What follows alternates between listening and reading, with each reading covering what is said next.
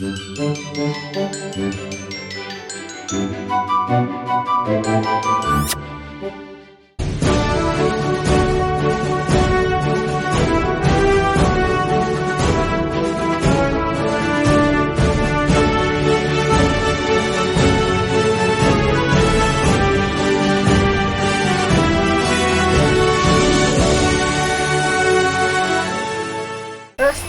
teachers and my dear friends, today August 15, Indian Independence Day. Today I am going to tell you about Subash Chandra Bose, a great freedom fighter. He was a great freedom fighter.